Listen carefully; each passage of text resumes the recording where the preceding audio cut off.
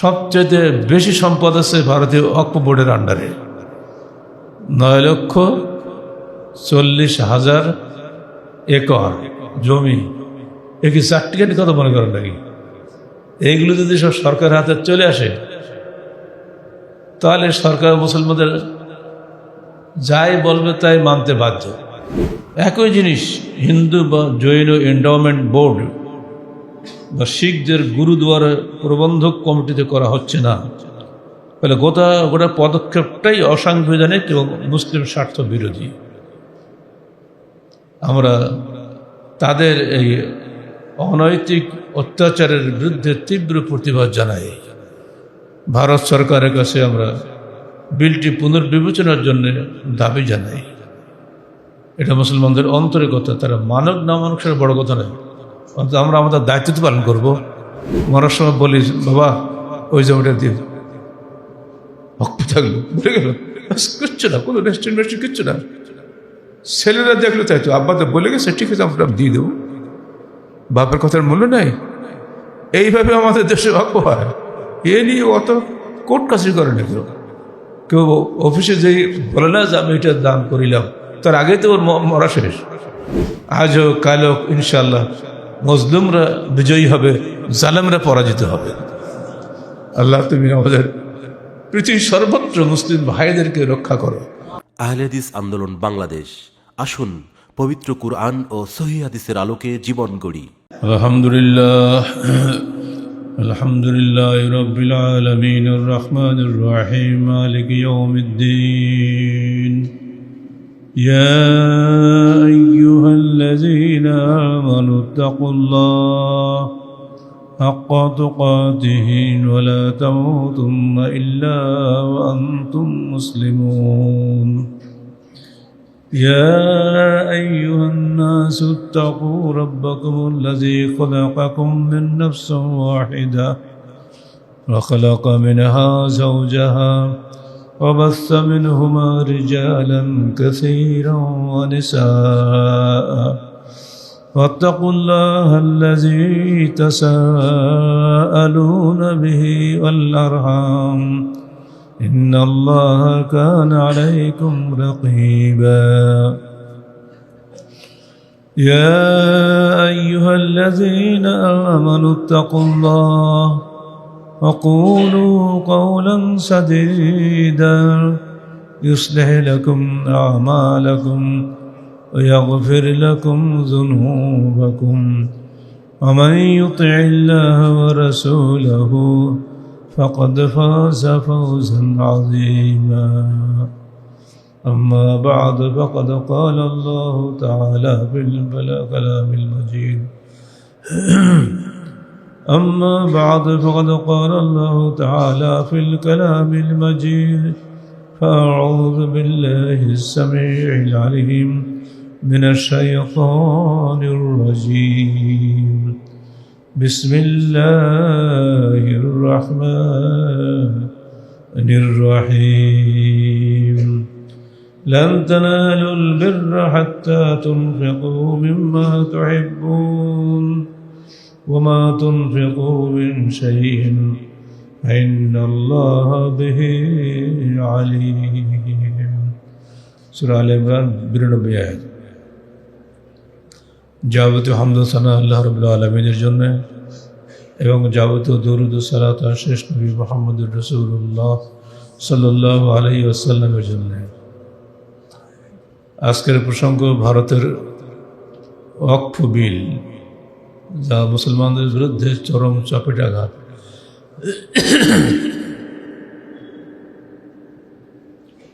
আল্লাহ বলছেন, তোমরা কখনোই সৎকর্মশীলদের পর্যায়ে যেতে পারবে না যতক্ষণ না তোমরা আল্লাহর পথে খরচ করো যা তোমরা ভালোবাসো। আর যা তোমরা খরচ করো আল্লাহ সবই জানেন। কোনো ভালোবাসার বিষয়টা অন্তরের বিষয়, এটা বাইরে নয়। তুমি কোন অন্তর থেকে দান করছো ওটা আল্লাহ ভালো জানেন। ওয়াকফটা ওরকমই একটা জিনিস যা মানুষ দিয়ে দেয়, তার ফল সে নিজে ভোগ করে না, সম্পূর্ণ অন্যদের ভোগ করে। দেওয়ার সময় কোনো স্বার্থ থাকে না, ফি সাবিলিল্লাহ।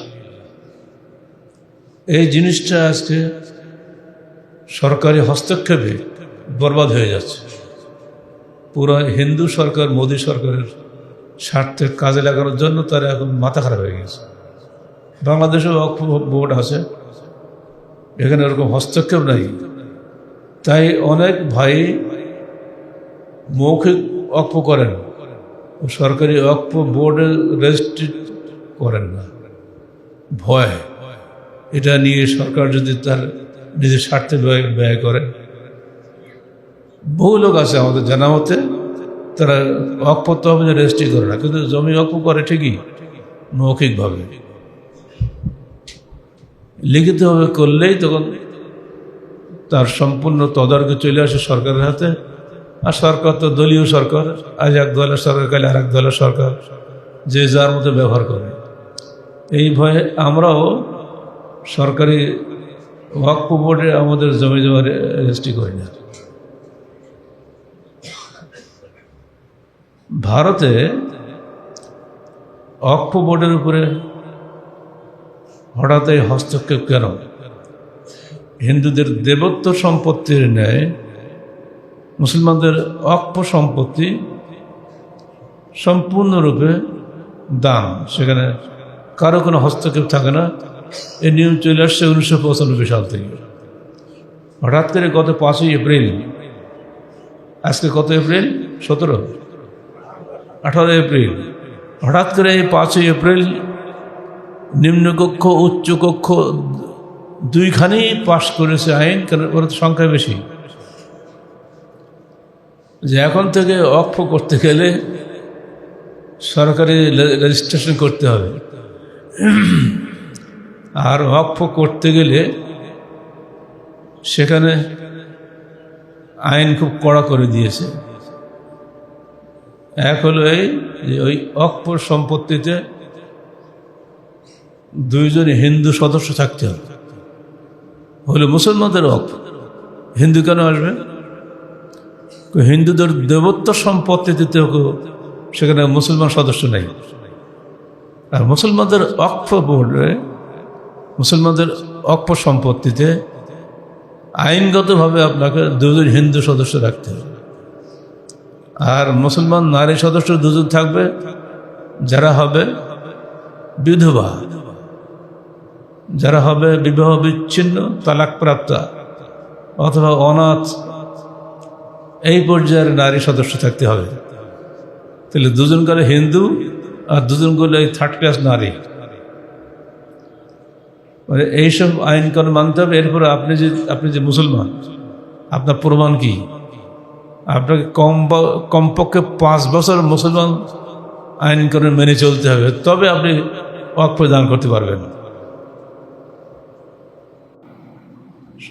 সব কিছুর মূল্য হলো এই যে সে দেশের রেলওয়ে এবং প্রতিরক্ষা বাহিনী ব্যতীত সবচেয়ে বেশি সম্পদ আছে ভারতীয় ওয়াকফ বোর্ডের আন্ডারে। 9,40,000 একর জমি। এ কি সার্টিফিকেট কথা মনে করেন নাকি? এইগুলো যদি সব সরকারের হাতে চলে আসে, তাহলে সরকার মুসলমানদের যাই বলবে তাই মানতে বাধ্য। ওদিকে উত্তরপ্রদেশ, যেখানে মুসলমান সংখ্যা বেশি, সেখানে চলছে বুলডোজার নীতি। ঠুনকো অজুহাতে, যেমন একটা ঘটনা বেরিয়েছে পত্রিকায়, আকবর নামে একজন ভদ্রলোক, তার বাড়িতে নাকি গরু গোশত ছিল, কোনো যাচাই বাছাই কিছুই নাই, তাকে মেরেই ফেলেছে। পরে বাড়ি তল্লাশি দেখা গেল গরু গোশতের বালাই নেই। এটা গুজব। এ কোন দেশে বাস করছে তারা? তাতেই তারা ক্ষান্ত হচ্ছে না। বর্তমানে হিন্দু সরকারের হুকুমে বুলডোজার নীতি চালু করেছে। মুসলমানদের বিরুদ্ধে সামান্য কোনো ঠুনকো অজুহাত আসলেই যাচাই বাছাই করার আগেই তার বাড়ি ভেঙে গুঁড়োকে দেওয়া হবে। বুলডোজার দিয়ে থাকে, একদম ভিটে মাটি শেষ। পরে সে দেশের 14% অধিবাসী মুসলিম, 20 কোটি, যারা অত্যন্ত আতঙ্কের মধ্যে বসবাস করছে। বাংলাদেশ হাতে গোনা কয়টা হিন্দু, তারা যে আরামে আছে, তাদের পরে মুসলমানরা ধর্মীয় কারণে কোনদিন কারো মারে, আমার মনে হয় কোনো প্রমাণ দেখাতে পারবে না। এদেশের কোনো মুসলমান কোনো হিন্দুর উপরে শুধু ধর্মীয় কারণে অত্যাচার করেছে এরকম কোনো প্রমাণ নেই। আজ পর্যন্ত দেখাতে পারেনি হিন্দুরা, তাদের তো সংগঠন আছে। আর সেদেশে মুসলমানদের উপরে কি অবস্থা হচ্ছে গণতন্ত্রের নামে। এজন্য জনৈক কংগ্রেস নেতা বলেই ফেলেছেন যে ভারতীয় গণতন্ত্রে ন্যায় বিচার নাই, আছে খালি সংখ্যা বেশি হলেই সেটি আইন হবে। এই ওয়াকফ বিল আইনটা পাশ হয়েছে 282-232 ভোটে, 32-82 বেশি, কারণ এরা সব হলে বিজেপি, অন্য সমস্ত দল মিলিয়ে হয়েছে 232, ফলে ফেল, পাশেই গেল ওটা। এই যে গণতন্ত্রের বিধান, এখানে নৈতিকতার কোনো স্থান নেই। এখানে ইকুইটি বড় নয়, ইকুয়ালিটি বড়, কোয়ান্টিটি বড়, সংখ্যা বেশি হলেই হয়ে গেল। আর এই জন্য আমরা সবসময় এর বিরোধিতা করি। গণতন্ত্র মানুষের কোশ্চিন গেল কল্যাণ বয়ে আনতে পারে না। আর মানুষ সবসময় খালি ভোট বিরুদ্ধে তালেই থাকবে, ভোট যার বেশি বাস সেই ফাইনাল। কে না জানে, এইমাত্র সেদিন অপারেশন ক্লিন হার্ট চলে গেল বাংলাদেশের উপর দিয়ে, কত মানুষ যে মেরে শেষ করেছে ঠিক নাই, কোনো বিচার নাই। যারা করলো, যারা এই সময় সরকারে ছিল, সেই সময় 2005 সালে, তা আপনারা জানেন, নাম কষ্ট ইসলামপন্থী এক সরকার, তার সঙ্গে আর এক ইসলাম মনা সরকার, দুই দল মিলে দেশটা একদম উচ্ছনে নিয়ে গেছে। পরপর, এটা আন্তর্জাতিক হিসাব, 5 বছর ক্ষমতা ছিল, পরপর 5 বছরই বিশ্ব চ্যাম্পিয়ন হয়েছে তারা দুর্নীতিতে। এখন আবার তারা আসার জন্য পাগল হয়ে গেছে, কি করে ডক্টর কি ইউনূস সরকার হটাবে, নিরপেক্ষ সরকার চলবে না, দলীয় সরকার আনতেই হবে। কোন পাগল না জানে যে দলীয় সরকার কোশ্চিন কাল নির্দলীয় প্রশাসন উপহার দিতে পারে না, এটা স্বাভাবিক না? আপনার দলীয় সরকার, আপনি আমার দলের দিয়ে কাজ করবেন, অন্যদিকে তাকাবেন নাকি? এই সত্য জানা সত্ত্বেও দলাদলের অভিশাপে বাংলাদেশ জর্জরিত, আর ইন্ডিয়াও জর্জরিত। এজন্য মানুষ এদেশে বাস করছে না, সব পালাচ্ছে। আজকে বাংলাদেশের 25 লক্ষ মানুষ সৌদি আরবে। কেন? দেশে তারা শান্তি নেই। রুজির তাগিদে শুধু না, নৈতিকতার তাগিদেও তারা চলে যাচ্ছে, হক্কাত বলার উপায় নাই। 2005 সালের 22 ফেব্রুয়ারি আমি যে কেন কারাগারে গেলাম আমি বলতে পারি না। গিয়ে দেখি 10টা মামলা, আমি মানুষ খুন করেছি 2টা, ব্যাংক ডাকাতি করেছি 8টা, আমি বোমা মেরেছি কটা গানের প্যান্ডেলে। বাহ, কোথায় আপনাদের সেদিন কোথায় গেলাম জানো? নওগাঁ পোরশা না, পোরশার ব্যাংক আমি ডাকাতি করেছি। তো সেদিন দেখতে গেলাম, আমি দেখি কোন ব্যাংক ডাকাতি করলাম ওটা তো চোখে দেখিছে, তো দেখতে গেলাম। এই হলো বাংলাদেশের ন্যায় বিচারের অবস্থা। এর উপরে বিচারে 3 বছর 6 মাস 6 দিন গেল বিচার করতে। আমি নির্দোষ প্রমাণ হতে 3 বছর 6 মাস 6 দিন গেল। ভোগান্তিরে কার হলো? ভুক্ত হলো আমার সঙ্গে আরো 4 জন ধরেছিল। আমরা নিজেকে দিয়ে অন্যদের তুলনা করি না কেন? যেখানে এই তন্ত্র যে দেশে চালু আছে সেই দেশে এই দুর্নীতি চলছে সমানে। ওয়াকফ সম্পত্তি সম্পূর্ণ আল্লাহ, এখানে কারো হস্তক্ষেপ চলে না। এটা করতে গিয়ে মুসলমানদের ধর্মীয় অধিকার লঙ্ঘন করতে গিয়ে ভারতের সংবিধানের 14, 25, 26, 29 ও 30 অনুচ্ছেদ লঙ্ঘন করতে হয়েছে। এতগুলো অনুচ্ছেদ লঙ্ঘন করেও তারা যে কোনো মূল্যে মুসলমানদের গলা টিপে ধরবে, আইন পাশ করে নিয়েছে। যেহেতু ভোটে পাশ হয়েছে, আর ও সমস্ত ধারা মারা কেটে দেখে।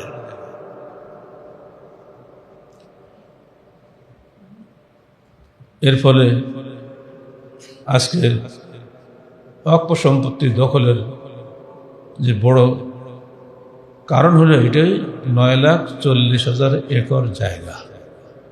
এর উপর থেকে মুসলমানদের অধিকার বঞ্চিত করে হিন্দু সরকারের অধিকার স্থাপন করা, লোভটা এখানে। অথচ একই জিনিস হিন্দু বা জৈন এন্ডাওমেন্ট বোর্ড বা শিখদের গুরুদুয়ারা প্রবন্ধক কমিটিতে করা হচ্ছে না। ফলে গোটা পদক্ষেপটাই অসাংবিধানিক এবং মুসলিম স্বার্থ বিরোধী। আমরা তাদের এই অনৈতিক অত্যাচারের বিরুদ্ধে তীব্র প্রতিবাদ জানাই।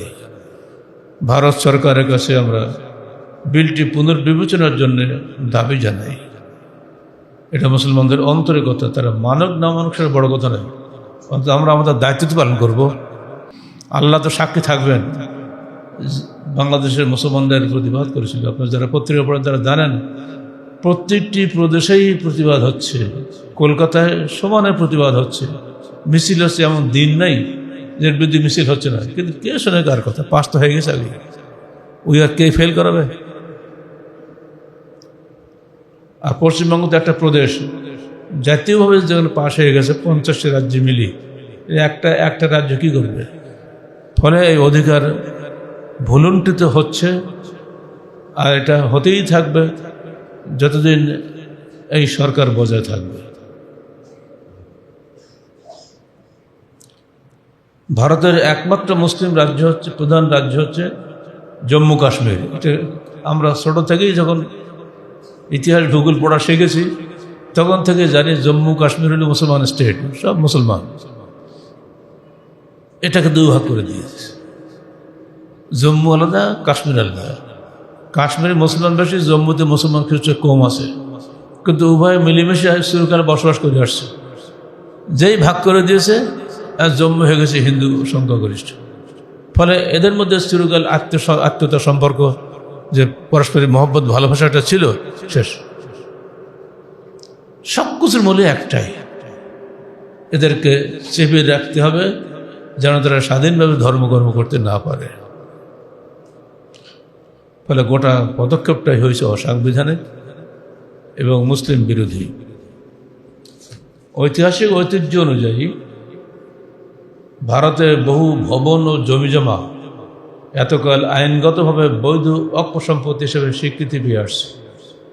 সেগুলি হয়তো শুধু মুখের কথায়, ওরাল ডিক্লারেশন বা সামাজিক রীতিনীতি মেনে দান করা হয়েছিল। আমাদের মুসলমান জন্য আমরা মরে যাই, অনেক দান করি না, মরার সময় বলি বাবা ওই জমিটা দিন, ভক্ত থাকলো, বলে গেল, কিচ্ছু না, কোনো রেস্টুরেন্ট কিচ্ছু না।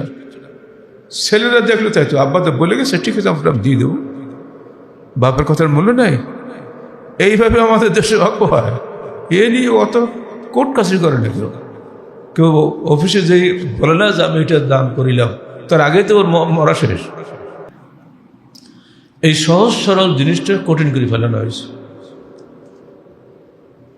যেহেতু সেগুলো বহুদিন ধরে মুসলিম সমাজ ব্যবহার করে আসছে, তাই তাদের অক্ষ হিসাবে স্বীকৃতি পেতে অসুবিধা হয়নি। কিন্তু এখন নতুন আইনে বলা হয়েছে, কোনো সম্পত্তিকে অক্ষ বলে দাবি করতে গেলে সংশ্লিষ্ট অক্ষ বোর্ডকে তার সপক্ষে বৈধ নথিপত্র জমা দিতে হবে।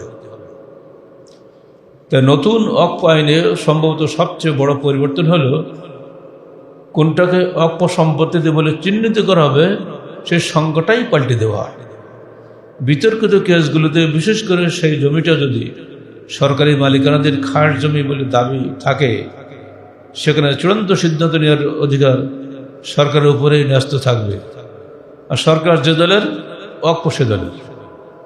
দ্বিতীয়ত, নতুন আইনে অমুসলিম ব্যক্তিরাও অক্ষ বোর্ড বা ট্রাইব্যুনালের সদস্য হিসাবে নিযুক্ত হতে পারবেন।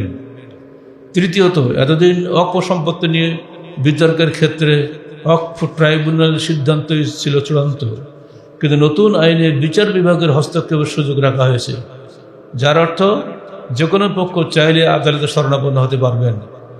এছাড়া নতুন আইনে দেশের সব অক্ষ সম্পত্তির জন্য এটা কেন্দ্রীয় নিবন্ধন সিস্টেম গঠনেরও প্রস্তাব করা হয়েছে। আইনটি বলবৎ হওয়ার 6 মাসের মধ্যেই সমস্ত বিদ্যমান অক্ষ সম্পত্তিকে ওই রেজিস্টারে নথিভুক্ত করাতে হবে। নতুন করে কোনো সম্পত্তিকে যদি অক্ষ হিসাবে নথিভুক্ত করাতে হয় তাহলে সেটার জন্য আবেদনপত্র এই সিস্টেমের মাধ্যমেই সংশ্লিষ্ট ওয়াকফ বোর্ডের কাছে পেশ করতে হবে। কোনো ওয়াকফ সম্পত্তির সার্ভে বা সমীক্ষা করানোর দরকার হলে তাতেও সরকারের ভূমিকা এখন আগের চেয়ে অনেক বেশি।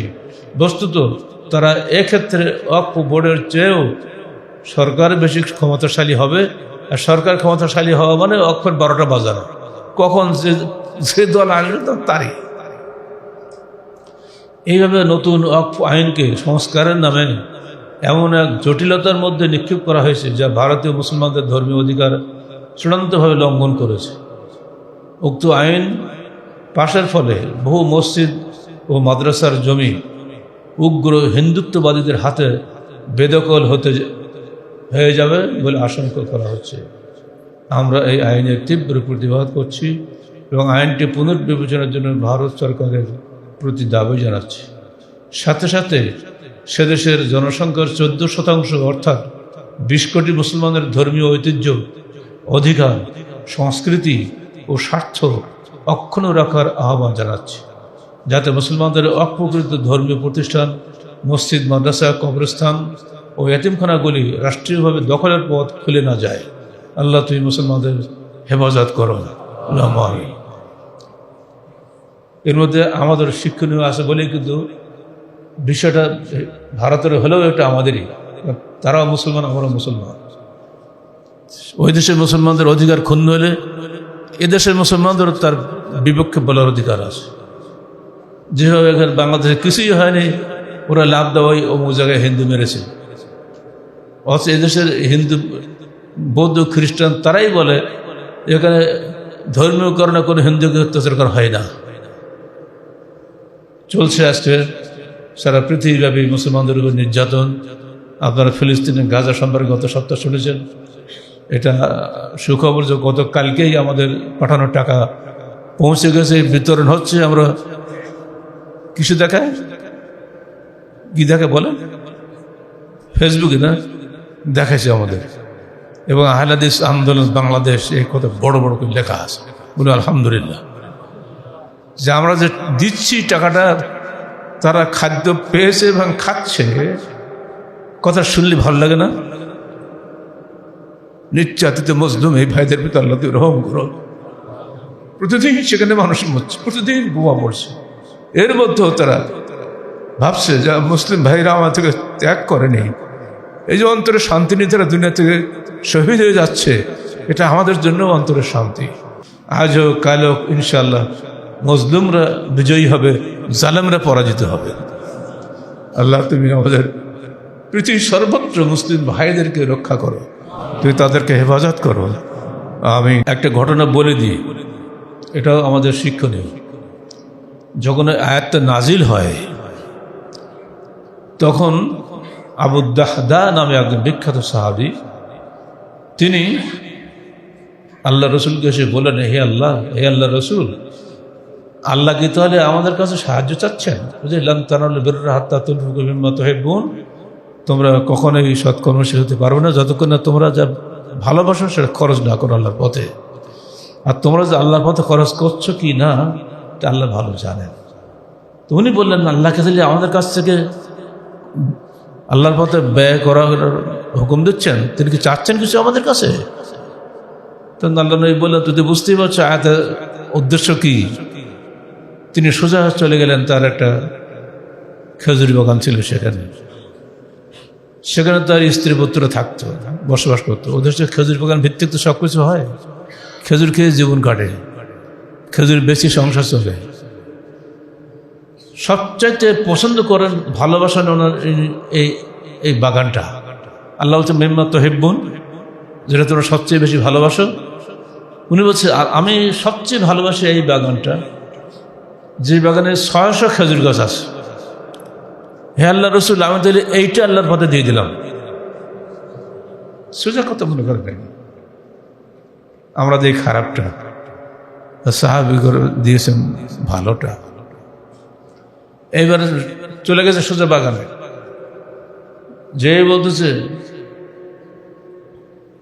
তার স্ত্রীকে ডেকে বলছে উখরুজি ফাইন্নি কাদ আকরাজতু রব্বি হায়াতান ফিহি 600 নাখলাতিন মাজমু জাওয়ায়েদ।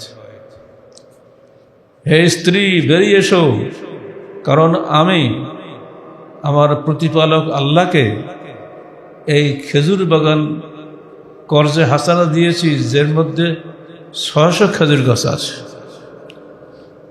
স্ত্রীর সঙ্গে সঙ্গে বলে উঠল, রবে হাল ভাই, তোমার এই ক্রয় বিক্রয় কতই না সফল কাম হয়েছে। কত সুন্দর স্ত্রী। সঙ্গে সঙ্গে বলতে তো পারে ছেলেমেয়ে খাবে কি, বলবে না? কিচ্ছু না, কিসের ছেলেমেয়ে। আল্লাহ যখন আমাদের খাওয়াতে পারে, আল্লাহ কি আমাদের বাচ্চাদের খাওয়াতে পারে না? কত আকীদা মজবুত। কিছুদিন পরে আমার দাদা মারা গেলেন। আল্লাহ রসুল শুনতে পেয়ে নিজে দৌড়ে গিয়ে তার জানাজায় পড়লেন। জানাজায় পড়ে উনি যাচ্ছেন আর বলছেন, খাম মিন ইজকিন মুআল্লাকিন ফিল জান্নাহ লিআবি দারদা।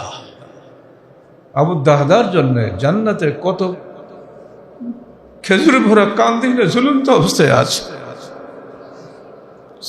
রাহ মুসলিম আন জাবির বিন সামুরা, সহিহ মুসলিমের হাদিস। এটা দোয়া করছেন আবু দারদার জন্য, আবু দারদা তুমি যে কাজ করে মরে গেছো, তোমার জন্য অসংখ্য কাঁধে ভরা খেজুর গাছ জান্নাতে ঝুলন্ত অবস্থায় আছে। তুমি যাও সেখানে, হবে তুমি ফিরে পাবে সেখানে, কারণ সে কর্জ দিয়েছে। আমরা যে দানটা করি তো কর্জ দেওয়া আল্লাহকে, আল্লাহ তো খায় না। এর বিনিময়ে আল্লাহ আমাদের জান্নাত দেয়। জান্নাতে তার দ্বিগুণ বহুগুণ আযাফা মুযাআফা অসংখ্য গুণ আল্লাহ তোমাদেরকে দান করবেন জান্নাতে। আজকে মসজিদটা পড়ে আছে, আপনার হাদিসটা মনে রাখবেন, যা এখানে দান করবেন অসংখ্য গুণ আপনি আল্লাহর কাছে পাবেন, কারণ এতে আপনার কোনো স্বার্থ নাই, স্রেফ আল্লাহর স্বার্থ। আল্লাহ পাক আমাদেরকে তার স্বার্থে কাজ করার তৌফিক দান করুন। আমিন। আকুলু কওলি হাযা আস্তাগফিরুল্লাহ লি ওয়া লাকুম ওয়া লিসাইরিল মুসলিমিন।